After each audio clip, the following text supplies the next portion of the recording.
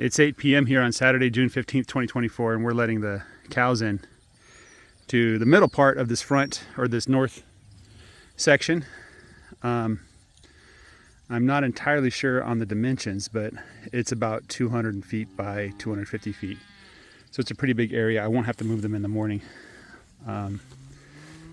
It is like almost 90 degrees, 50% humidity. Hot and sweaty, but once you start to sweat, it doesn't feel so bad. And now that the sun is setting, there's a lot more shade. So, hey Daniel, when you put that back on, make it nice and tight, okay? And let's go ahead and look at what they were. I moved them out and set up a back fence so they won't go back and graze. They've been here. They started this previous section, I think, on Thursday. Yeah, they've been here Thursday, Friday, and then some of Saturday. So I don't want them back grazing. Manure patties. There's one. And while you guys look at that, I'll look for another one.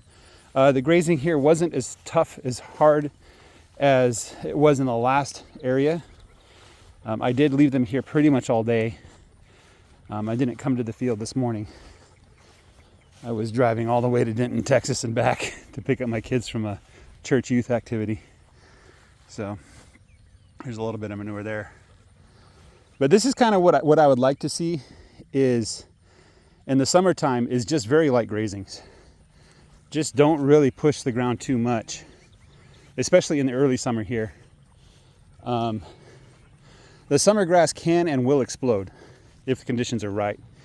And those conditions are that you got plenty of heat, humid heat, and water in the soil. Now we've had lots of rain this spring. Let me just kind of distract myself here with that patty. That looks pretty nice. This is money in my pocket. I'm actually looking at future deposits into my bank account. This one's kind of dry and is standing up pretty tall. So they got minerals, I think yesterday or day before I started giving them minerals again, because they ate up all the minerals. I don't know how many minerals they're eating. I put the minerals pretty far away from the water. So I don't even know if they're finding the minerals, but I don't think it's really making a big difference right now in the manure quality. So as I was saying, if the summer grass is thick and full, and oh, there's a nice patty here. This one's probably from last night. It's already dry on the top, probably has a crust. Anyway, if the conditions are right, damp soil, humid, hot, the bermuda grass, I know for a fact, will take off like a rocket. And it's hard to tell that it's growing. It doesn't really get taller. Its method of growth is it spreads out first. It sends out these runners. I think they're called, I want to say like stomas or something like that. I forget what the proper technical term is. But it sends out runners.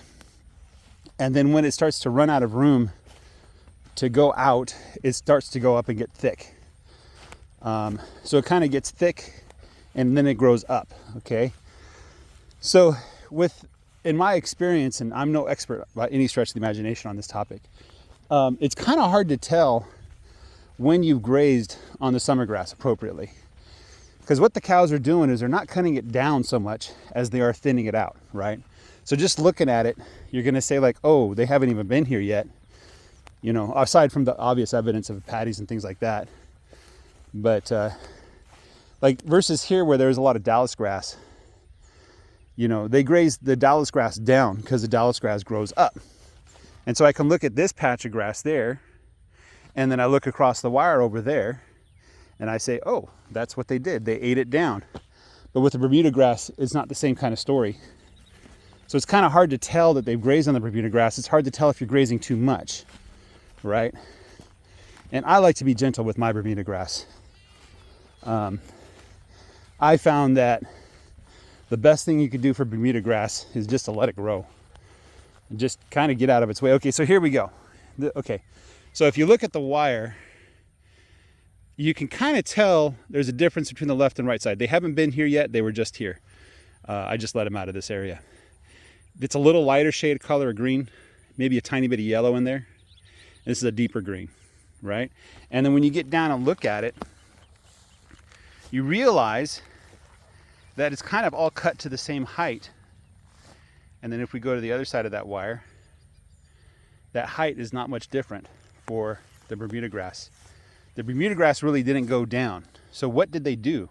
Well, take a look at that. I'll zoom in there. That patch of Bermuda grass, that's what it was, and that's what it is, right? So it's kind of hard to tell. So what I do is I just come through with plenty of grass, more grass than they can possibly eat, and I move them through quickly. And I do not let them stay too long in a particular area. And I'm thinking of putting up back fencing to protect the young Bermuda grass, especially if conditions are right. It'll start growing very, very quickly. And again, one of the rules is you can't touch the grass once it starts regrowing. That's a sure way to kill the grass. You know, if you want to kill your lawn, what you do is you go out there and you mow it. You cut it down like 2/3 or halfway, and then you wait 2 or 3 days, and then you do that again. And by doing that, you're going to severely weaken your grass. And if you go back a third time, your grass should all be dead. You know, assuming that you can actually cut that grass.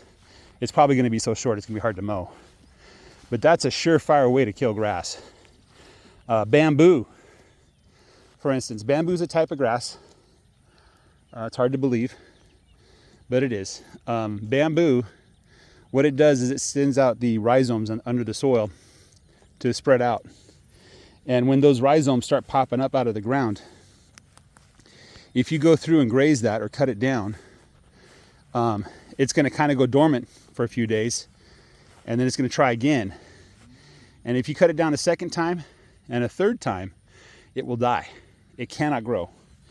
Because what's happening is the grass is expending its stored resources to try to regrow, you know, get a little leaf going to catch the sunlight and generate some nutrients and nutrition and food and stuff like that for it. And so you can't go through and graze that grass a couple days after it's already been grazed, right? Just absolutely forbidden. That's how you kill your grass. So we're going to leave them here probably for 24 hours. I'll be here tomorrow evening. I don't think I'm going to come in the morning. And then we're going to move them again, probably with a little less area, because the shop isn't in their grazing area. Oh, I got to tighten that up. Yeah, I've got some fence posts to tighten it up. So I'm going to go to let them graze here for, ooh, look at that white clover. That stuff is huge. Here we are, the middle of June, June 15th, and the clover is still growing. That's just incredible for me. Is that Japanese clover stuff? I don't know. I do not know. But I'm more than happy to see flowers in my pasture. So we're going to come through, move them tomorrow night, give them less area because it should be richer grass and more grass, and there's no shop in the middle of the pasture. So they should have plenty of grass to eat. And then I'll come by on Monday morning, and on Monday morning I'm going to move them again. Yeah, this is almost all Bermuda grass here.